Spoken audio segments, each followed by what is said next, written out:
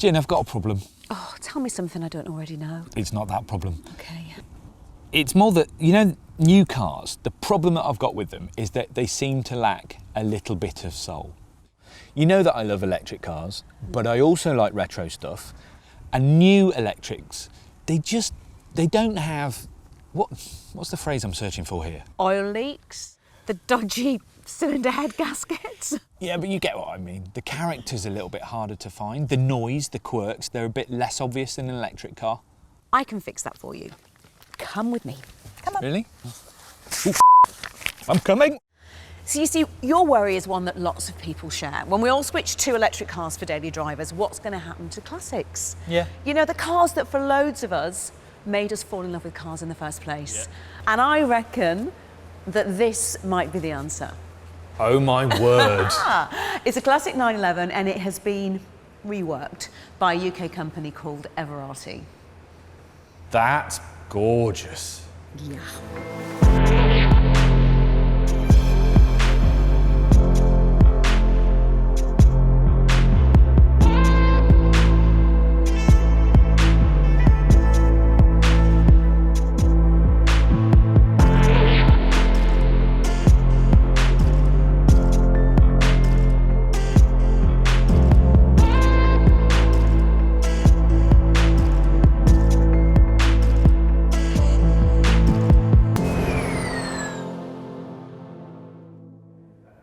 Oh, no. No. What do you mean? You can't go from, oh my God, to no. No, because the oh my God was because you've basically taken a really cool classic and if you've made this electric, then it's wrong. Because I completely get buying a classic car that's got a rubbish engine and putting an electric drivetrain in it. But with something like this that had a really good engine, a flat six engine, and probably a manual gearbox, and now it won't make any noise, you won't be able to change gear, it won't be the same, it'll be really heavy because of the battery, so it won't handle the same. This is heresy. This is basically a Nissan Leaf wearing a Porsche 911 as a hat. It has been ruinously modified. You can't do that. This is not the right way to do it. Calm down. Calm down. Listen. It's not the right way. Completely disagree. I can really see that it's a good thing to take a cool classic car like this and convert it to electric. Look, for starters, it's going to be more reliable, more likely faster, future-proofed. But come on, electrifiers, what do you think? Do let us know in the comments below, because when it comes to this particular one, all is not as it seems. It better be. She's right, you know, because she almost always is. Because this Everrati modified car isn't just a case of rip out the engine and wire in some volts. Everrati claim to have kept a good chunk of the character of the old car while updating and upgrading. This isn't so much ripping apart as surgically intervening, but I can't see how that can work. Yep, perhaps the most important thing to remember here is that Everrati makes every conversion fully reversible. They keep stuff like the original mounting points for the petrol engine and keep the original motor for you instead of just binning it. They'll even clean it up and put it in a Perspex display case for you to use as an ornament. That's my kind of home decor, it has to be said. But that also means that if you ever wanted to restore the car to original spec, you could, and quite easily at a cost. The other thing Everrati does is proper restoration, a proper nut and bolt job, meaning that the rest of the car will be good to go for many more years. But it is the detail that really matters with this car, because that's where it gets interesting. To be honest, I'm actually quite interested now already. You're going to be even more interested in a minute, because this car is supposed to have all those lovely feels of the original. Right. So under here is a 53 kilowatt hour battery. Okay, so not massive. Not massive, compact, just right for the size. The beauty is it has been split. So you've got 40% here, 60% at the back, giving it perfect weight distribution. And it's like the old one. It is like that is very interesting. It is. Adding to that is the fact that the bonnet, the wheel arches, the doors are all made of carbon fibre as well, which really pares the weight back. Do you want to know something really cool about this car? Go on. You know I was worried about it being heavy? Well, it actually weighs exactly the same as an original Carrera 2. Clever. And even if it had gained weight, This drive unit that they've got in the back of this now is 500 brake horsepower and 369 pounds-feet of torque. And even if those numbers mean nothing to you, it's fast. It's a lot more than the original car would have had, isn't it? So this car is really meant to have all those lovely feels of the original. The one thing I'll give you though is that it is single speed. Okay, so that's not perfect. Not perfect. And you see, that's the kind of thing, I can feel the internet just going, why have you done this? Do you know what I mean? Yeah, well, why don't we go and ask the man behind it? There's no one behind it. My name's Justin Lunny. I'm the founder and CEO of Everrati. Everrati has been defined and formed to really redefine some of the world's most iconic cars as full EV. So the team at Everrati consists of a number of people who've been involved in combustion engine and hybrid drivetrains for a number of years. So we have folk from McLaren, folk from Lotus. My business partner is ex-Mercedes-Benz. In essence, we've taken a team that is as passionate about what we do as I am, frankly, in terms of taking these cars and truly redefining them as an EV. So rather than just converting them, we take them right back to the chassis, and we really define these cars as if they were built by the OEs as a brand new EV. My inspiration for Everrati was a number of things happening at the same time, actually. So I'd sold a business in the tech industry and was kind of considering what else to do. And my passions in life really are, I guess, three things: my family, cars, and technology. And I saw a couple of things happening. First of all, the move to EV was starting, and this was back in 2016, 2017, but the cars out there were not exactly exciting. The second thing that happened was my daughter, who was turning 7, had started to really worry about climate change, and in fact she used to wake up crying and worrying about the earth flooding. Now, that as a parent, as you know, is extremely hard. And then the third thing that happened was we saw Prince Harry and Meghan drive away from Windsor Castle in the E-Type 0 concept vehicle. And at that point I was entirely inspired. I think the number of things came together, and I thought, well, if I can do something that helps in some small way climate change and gets us petrol heads looking at EVs in a different light, and frankly something for our future generations, then that's what I wanted to do. The name Everrati is a formation of EV, ever, i.e. we're hoping to be able to use these cars forever, and Rati happens to be the Hindu goddess of love, passion, and indeed carnal desire. And lots of our customers have this amount of feeling for their cars.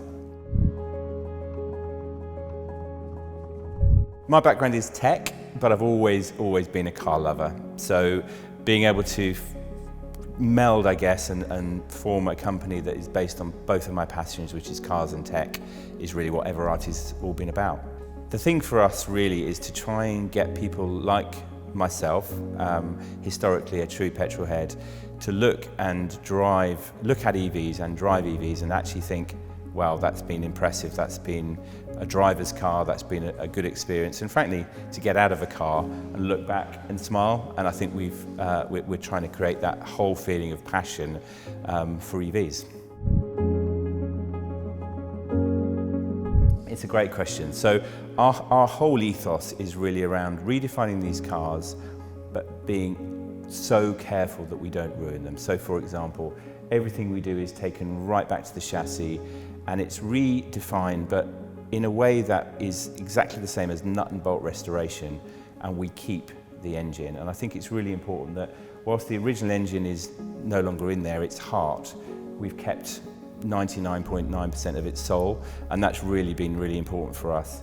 Everything we do, because we don't tamper with the chassis, is reversible as well. So we think that's really important in terms of its value going forward.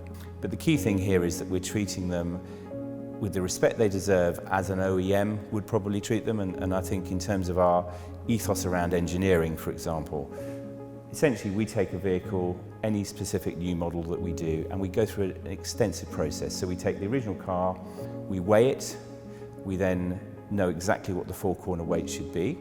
We then very carefully take out the drivetrain, we weigh it again, we then 3D scan it, so we know exactly what packaging and space constraints there are, and then we CAD design an entire new drivetrain for that vehicle. So I think what we're doing really is taking that to the next level, really, in terms of redefining these vehicles, and then everything is about testing. You know, we've had 964s on the road now for over 7 months to get to this stage. Testing is really part of everything we do. But what it means is when we do finally hand the keys over to our customers, that they've got a product that they can rely on and enjoy on a daily basis. I think this handles like a 964, but we've also got some tricks and stuff in there as well. So on this particular car, we have a handling package, which is a fully adjustable electronic suspension system. I mean, we can make this feel as close to a 911 as you wish. You're not changing gears anymore. I'm sure we could get some petrol cologne for you if you really wanted to smell. But in essence, you know, the weight distribution and the overall weight of this vehicle is no different from the original. In fact, this is slightly lighter. Look, I think this is all about the car. The car is the star. This is still a Porsche. The other cars we do are still the marks that people know and love. Why do we do that? I think we go to a lot of effort, first of all, to make sure that they feel and drive like the original, as close to the original as you possibly can. You know, this is all about passion for us. We love these vehicles. We want them to be enjoyed into the future. And frankly, I want my kids to be able to get into a 964 and blat it down the road.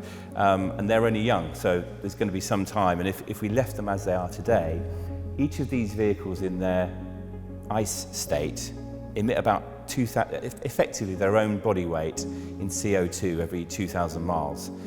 Once you know that, you can't kind of justify it. So for us, this is about making sure that these beautiful, iconic cars can be enjoyed. And if at some point in the future the combustion engine can be reused or there is some other technology, clearly we can look at putting those back in. But for today, we think this is the right way forward. Why has it got exhaust pipes? So we try to make our cars look as original as possible, or at least to the untrained eye, like they are the original ICE version.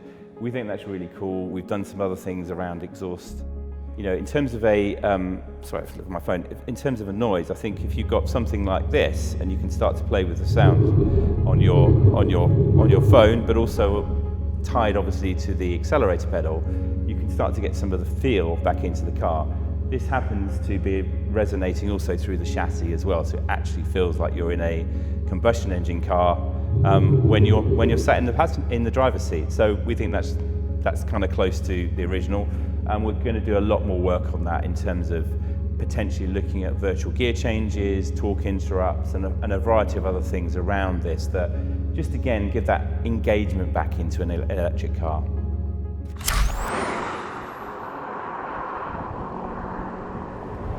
It's really interesting though, isn't it? So is it how you remember a 964?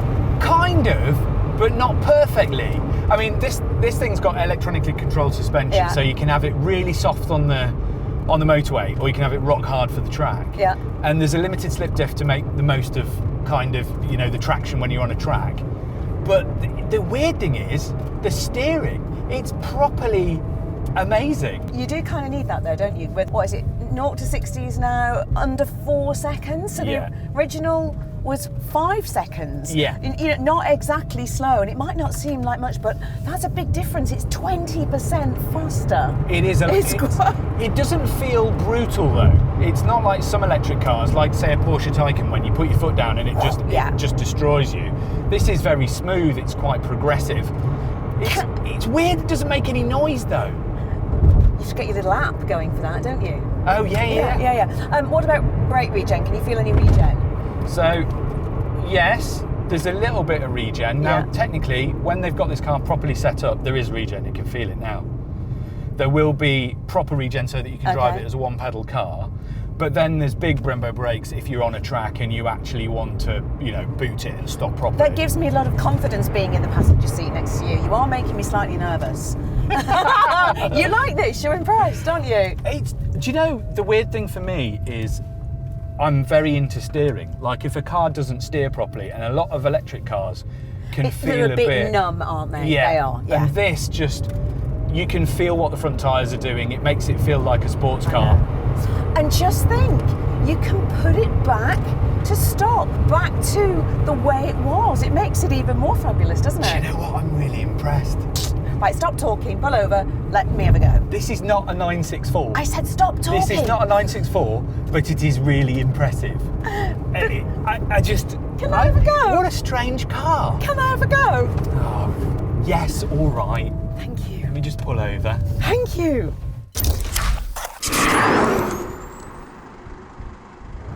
Oh, goodness me. Interesting, isn't it?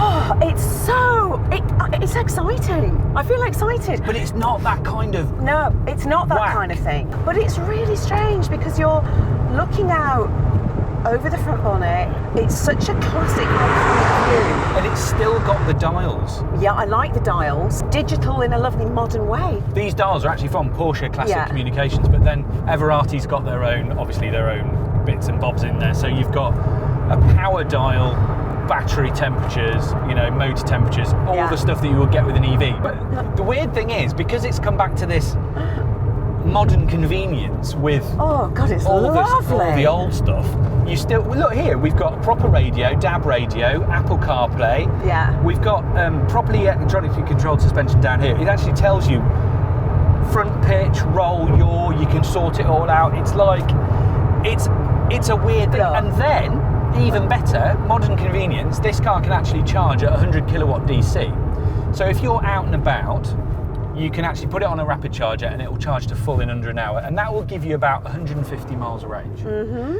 The thing is, Everrati's pitching this as a kind of high days and holidays A to A car. So 150 miles is fine, as long as you drive it normally.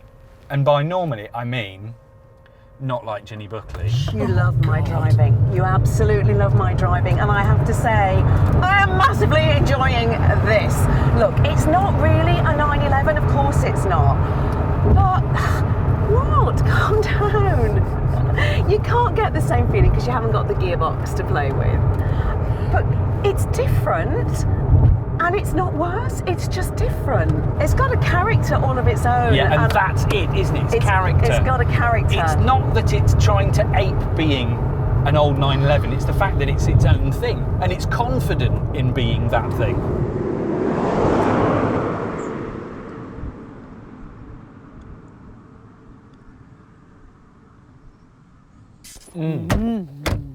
So, what do we think then? Do you think this is a winner? Because I have to say, I do. Though you will have to be rich, because £250,000 is the base price, and if you start adding on the bespoke options, then the money goes up from there. Okay, ouch. That is quite a lot of money. Yes, if I had that kind of money, would I buy one? Yes, in an absolute heartbeat, I would buy one. I thought I was going to like it. I didn't think I was going to like it quite as much as I do. Yes, I know what you mean. I love the way it feels. Yeah. But I think I love more the fact that you can keep original engine, original bits, and if you want, you can return it to the standard car. I think that's absolutely genius. There's preservation in there as well, isn't there? There is. I think I was surprised by how much it does feel like a 911. I really didn't want to be convinced by this car, but having driven it and noticed that it does feel like a sports car. This is not a 964 though. No, it's not. It's something else, and it's not necessarily worse. It's become a thing of its own. What am I saying? I don't even know what I'm saying here. Honestly, if you can convince him, then honestly you can convince anyone.